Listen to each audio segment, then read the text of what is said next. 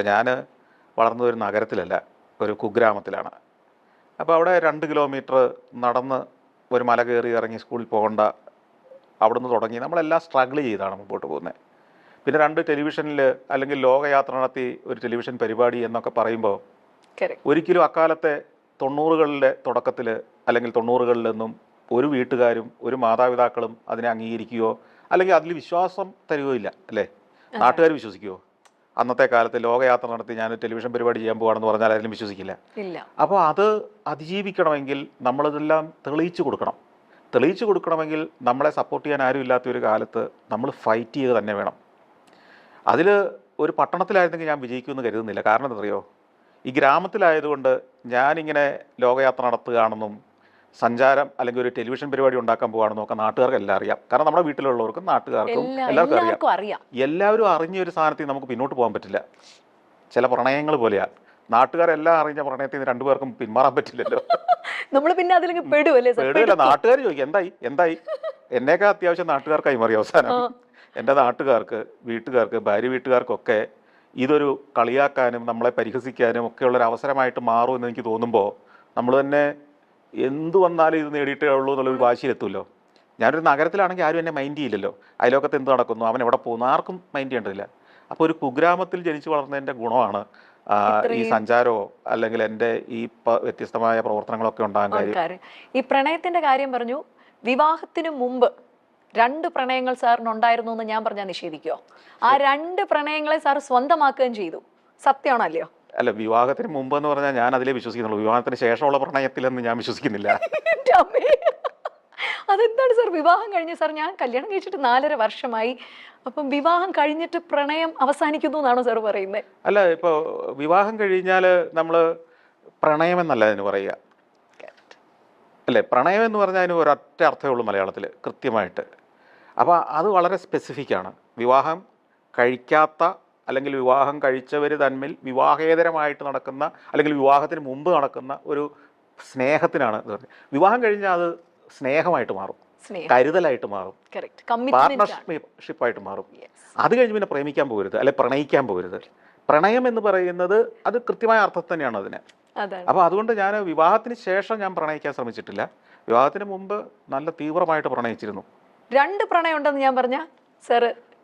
2 എന്ന് പറയുന്നത് ഇപ്പോൾ എൻ്റെ ഈ മീഡിയയോടുള്ള പാഷൻ വലിയൊരു പ്രണയമായിരുന്നു. കാരണം എൻ്റെ ഒരു ബാല്യകാലം എന്ന് പറഞ്ഞാൽ ഒരു 9ാം ക്ലാസ് 10ാം ക്ലാസ് ഒക്കെ മുതലുള്ള എൻ്റെ സ്വപ്നമാണ് ടെലിവിഷൻ അല്ലെങ്കിൽ വിഷ്വൽ മീഡിയ. ടെലിവിഷൻ സ്പെസിഫിക്, അന്ന് ടെലിവിഷൻ എനിക്ക് അപ്രോച്ചബിൾ ആയിട്ടുള്ളൂ. ഇന്നത്തെ സോഷ്യൽ മീഡിയ പോലുള്ള യൂട്യൂബ് പോലുള്ള മീഡിയകളൊന്നും സങ്കല്പിക്കാൻ പറ്റാത്ത കാലമല്ലേ. അപ്പോൾ അന്ന് ടെലിവിഷനാണ് എനിക്ക് അപ്രോച്ചബിൾ. സിനിമയൊന്നും നമുക്ക് അപ്രോച്ചബിൾ അല്ല. തന്നെയുമല്ല, സിനിമയേക്കാൾ അന്ന് എല്ലാ വീട്ടിലേക്കും എത്തുന്ന ഒരു മീഡിയം ടെലിവിഷനാണെന്ന് എനിക്കറിയാമായിരുന്നു. അപ്പോൾ അതുകൊണ്ട് അത് വലിയൊരു പാഷനായിരുന്നു. അത് കഴിഞ്ഞാണ് ജീവിത സഖിയിലേക്ക് എത്തുന്നത്. പക്ഷെ അതിനോടകം തന്നെ ഒരുപാട് ജീവിത അനുഭവങ്ങൾ കൈമുതലാക്കിയ ഒരാൾ കൂടിയായിരുന്നു സാർ. പക്ഷെ ചേച്ചീനെ കണ്ടപ്പോൾ മാത്രമാണ് ഇതാണ് ഇനി എൻ്റെ ജീവിതം, ഇവളാണ് ഇനി എൻ്റെ ബാക്കി ദ ബെറ്റർ ഹാഫ് ഇവളാണ് എന്ന് തോന്നിയ ഒരു എലമെന്റ് എന്തായിരിക്കും ചേച്ചിയുടെ? അല്ല, അങ്ങനെ ഒരു ദിവസം അങ്ങ് തോന്നിയതല്ല. ഞങ്ങൾ ഒന്നിച്ചാണ് പഠിച്ചത്. ഡിഗ്രിക്ക് കോളേജിൽ ഞങ്ങൾ ഒന്നിച്ചായിരുന്നു, ഒരു കോളേജിലായിരുന്നു. അപ്പോൾ 3 വർഷം ഒരു ക്ലാസ്സിലിരിക്കുകയല്ലേ. അപ്പോൾ ആദ്യം പയ്യെ പയ്യെ പയ്യെ പയ്യെ പയ്യെ തോന്നി എൻ്റെ ജീവിതത്തെക്കുറിച്ചുള്ള വീക്ഷണം, അതിന് ചേർന്ന് എൻ്റെ കൂടെ പോകാൻ സാധ്യതയുള്ള സാഹചര്യങ്ങൾ ഞാൻ വളരെ പ്രായോഗികമായിട്ട് തന്നെ ചിന്തിച്ചിട്ടാണ് ചെയ്തത്. അപ്പോൾ അതിനകത്ത് വലിയ വിപ്ലവമൊന്നും ഉണ്ടാക്കേണ്ട കാര്യമില്ല. ഒത്തിരി ആളുകളെ, ബന്ധുക്കളെ, സുഹൃത്തുക്കളെ അല്ലെങ്കിൽ വീട്ടുകാരെ ഒക്കെ അധികം വേദനിപ്പിക്കാതെ ഒക്കെ ആയിരിക്കണം നമ്മുടെ ഇഷ്ടങ്ങൾ തിരഞ്ഞെടുക്കുമ്പോൾ ഞാനൊന്നും ഇന്നും വിശ്വസിക്കുന്ന ഒരാളാണ്. കാരണം എൻ്റെ ഒരു സ്വാർത്ഥമായ എൻ്റെ ഒരു ആഗ്രഹത്തിന് വേണ്ടി മാത്രം ചുറ്റുമുള്ളവരെ എല്ലാം വെറുപ്പിച്ചുകൊണ്ട് ഒരു കല്യാണം കഴിക്കുന്നതിലൊന്നും ഞാൻ വിശ്വസിക്കുന്നില്ല. ചിലപ്പോൾ അതൊക്കെ വേണ്ടി വരുമായിരിക്കാം. പക്ഷേ അത് കഴിയുമെങ്കിൽ നമ്മളുടെ ജീവിതം എന്ന് പറയുന്നത് നമ്മുടെ മാത്രമല്ലല്ലോ, നമ്മുടെ ചുറ്റുമുള്ളവരുടെ ഇതും ഒക്കെ ആയിട്ട് ബന്ധപ്പെട്ട് കിടക്കുന്നതാണ്. നമ്മുടെ സഹോദരങ്ങളുണ്ട്, അവരുടെ മക്കളുണ്ട്, അല്ലെങ്കിൽ നമ്മുടെ കസിൻസ് ഉണ്ട്, മാതാപിതാക്കളുണ്ട്.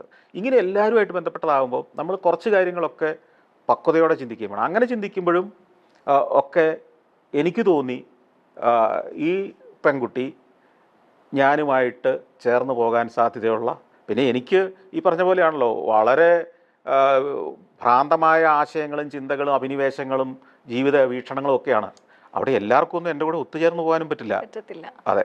എന്നാലും ഒരു 1.5 വർഷത്തോളം സാറിനെ ഒന്ന് പിറകെ നടത്തിയെന്ന് ഞാനൊന്ന് അറിഞ്ഞു. എന്തുകൊണ്ടായിരിക്കും സാറേ? കാരണം ഞാൻ നോക്കുമ്പോൾ ഏറ്റവും ഗുഡ് ലുക്കിംഗ് ആയിട്ടുള്ള മനസ്സിൽ നന്മകളുള്ള ഒരു ചെറുപ്പക്കാരൻ എങ്ങനെ ചേച്ചി 2 അല്ലെങ്കിൽ ഒരു 1.5 വർഷമൊക്കെ പിറകെ നടത്തിച്ചത് എന്തായിരിക്കും സാർ? ഈ ഗുഡ് ലുക്കിംഗ് എന്നൊക്കെ പറഞ്ഞാൽ നിങ്ങളുടെ സങ്കല്പം ഇത്രയൊക്കെ ഉള്ളോ?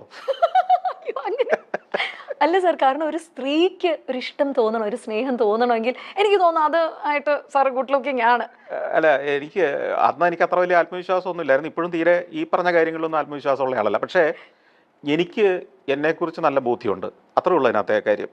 ഞാൻ ആരാണ്, എന്താണ്, എൻ്റെ വഴി എന്താണ്, ഞാൻ എവിടെയാണ് എത്തേണ്ടത്, അതിനാരും മുമ്പിൽ വന്ന് നിന്നാലും എതിർത്താലും തടസ്സപ്പെടുത്തിയാലും ഞാൻ ആ ലക്ഷ്യസ്ഥാനത്തേക്ക്, പ്രത്യേകിച്ച് മറ്റാർക്കും ഉപദ്രവം ഉണ്ടാക്കാത്തത്, മറ്റാരെയും വേദനിപ്പിക്കാത്തതായ എൻ്റെ ലക്ഷ്യസ്ഥാനങ്ങളിലേക്ക് ഞാൻ പോവുക തന്നെ ചെയ്യും എന്നെനിക്കറിയാം. അപ്പോൾ ഒരു പെൺകുട്ടിയെ എനിക്കിഷ്ടമായി. ഞാൻ പല തലത്തിൽ ചിന്തിച്ചു, ഇത് അവരെ വേദനിപ്പിക്കാൻ സാധ്യതയുണ്ടോ? ഇല്ല. കാരണം എന്താണെന്ന് വെച്ച് കഴിഞ്ഞാൽ ഇവരുടെ കുടുംബത്തെയൊക്കെ പിന്നീട് ഞാൻ അന്വേഷിച്ചപ്പോൾ എനിക്ക് മനസ്സിലായി. അപ്പോൾ അങ്ങനെയൊക്കെയുള്ള ഒരു പശ്ചാത്തലം കൂടെ ഞാൻ നോക്കി. അതായത് ഇതെല്ലാം ശരിക്കും പറഞ്ഞാൽ സാറ് മുഴുവൻ സ്കെച്ച് ചെയ്തിട്ടാണ് ചേച്ചിയുടെ. അതെ, സ്കെച്ച് ചെയ്യുന്ന പറഞ്ഞാൽ നമ്മളിത് അല്ല, നമ്മൾ അന്നും കോമൺ സെൻസ് ഉള്ള മനുഷ്യനാണല്ലോ. ഇത് ചിന്തിക്കുന്നതിൽ തെറ്റൊന്നുമില്ലല്ലോ. ഇത് എവിടുന്നാണ് വരുന്നത്, എന്താണ് അവരുടെ കുടുംബ പശ്ചാത്തലം, അല്ലാതെ ഒറ്റ നോട്ടത്തിൽ കണ്ടിട്ട് ആ ധരിച്ചിരിക്കുന്ന വസ്ത്രത്തിൻ്റെയും നീളത്തിൻ്റെയും വീതിയുടെ അളവിൽ പ്രേമിക്കുന്നവനെ മരമണ്ടനല്ലേ വിളിക്കേണ്ടത്. ആളുടെ സ്വഭാവം നമ്മൾ നോക്കും, നമ്മളുമായിട്ട് പൊരുത്തപ്പെടുമെന്ന് നോക്കും, ആ വീട്ടുകാർ എങ്ങനെയുണ്ടെന്ന് നോക്കും, അവർ ഈ ഇതൊരു വിവാഹത്തിലേക്ക് എത്തണമെന്ന് തന്നെ ആഗ്രഹിക്കുന്നു, ഇത് ആത്മാർത്ഥമായ ജീവിത അവസാനം വരെയുള്ള ഒരു ബന്ധമായിരിക്കണമെന്ന് ആഗ്രഹിക്കുന്നു. അങ്ങനെയാണെങ്കിൽ എൻ്റെ വീട്ടുകാർക്ക് അവരുടെ വീട്ടുകാർക്കും ഒന്നും വലിയ അഭിപ്രായ വ്യത്യാസം ഉണ്ടാകാൻ പാടില്ല. അഭിപ്രായ വ്യത്യാസങ്ങൾ ഉണ്ടായേക്കാം പല കാര്യങ്ങളിലും, പക്ഷേ അത് അത്ര കോൺട്രാസ്റ്റ് ആണെങ്കിൽ അങ്ങനെ അഭിപ്രായ വ്യത്യാസം ഉണ്ടാക്കേണ്ട കാര്യമുള്ളൂ. സാർ എന്നാലും വളരെ എക്സ്പ്രസീവ് ആയിട്ടുള്ള ഒരു കാമുകനായിരുന്നു അന്നത്തെ കാലത്ത്. കാരണം നമ്മളിപ്പോൾ അറിയുന്ന സന്തോഷ് സാർ എന്ന് പറയുന്ന സാറിന്റെ യാത്രാ വിവരണം കേൾക്കുമ്പോൾ നമുക്ക് ശരിക്കും പറഞ്ഞാൽ ആ രാജ്യത്ത് പോയി, ആ സ്ഥലത്ത് പോയി അതേ ഫീലിംഗ് ആണ് ഞങ്ങൾക്ക് കിട്ടുന്നത്. അപ്പം അന്ന് സാർ അത്ര എക്സ്പ്രസീവ് ആയിരുന്നോ? അല്ല, അന്നും അല്ല ഇന്നും അല്ല. എക്സ്പ്രസീവ് എന്ന് പറഞ്ഞാൽ ഇപ്പോൾ ഒരാളെ ഇഷ്ടമാണ് എന്നുള്ളത് അറിയിക്കാൻ അന്ന് പല വഴികളുണ്ട്, ഇന്നും പല വഴികളുണ്ട്.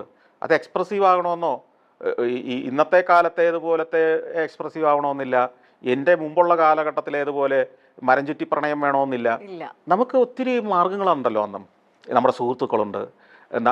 ഇപ്പം ഞാനതിൽ ശരിക്കും പറഞ്ഞാൽ ഇവക്കത് മനസ്സിലായത്, ഒരു തോന്നലുണ്ടായത് തന്നെ അതൊരു ക്രിസ്മസ് കാലമായി. അപ്പോഴത്തേക്ക് ഞാനൊരു greeting card, new year greeting ഒക്കെ അയച്ചു കൊടുത്തു. ഈ ഗ്രീറ്റിംഗ് കാർഡിൽ ഞാൻ ആരാണെന്ന് വെളിപ്പെടുത്തിയില്ല, പക്ഷേ എൻ്റെ റോൾ നമ്പർ മാത്രമേ അതിനകത്തുണ്ടായിരുന്നു. അത് കണ്ടുപിടിക്കാമല്ലോ എളുപ്പത്തിൽ. വീട്ടുകാരിലേക്ക് ഇതെങ്ങനെ പ്രതികരണം എത്തുമെന്നൊക്കെ അറിയാൻ വേണ്ടിയിട്ട് വിട്ടത് സാധനമാണ്. പക്ഷെ അത് വലിയൊരു പ്രശ്നമായി മാറി. ഈ ക്രിസ്മസിൻ്റെ വെക്കേഷൻ കഴിഞ്ഞ് തിരിച്ചു വന്നത് ഇവള് നേരെ കൊണ്ടുവന്ന് നമുക്ക് തിരിച്ചു തന്നു ഈ സാധനം, ഇത് കൈവച്ച ചമതി എന്ന് പറഞ്ഞു.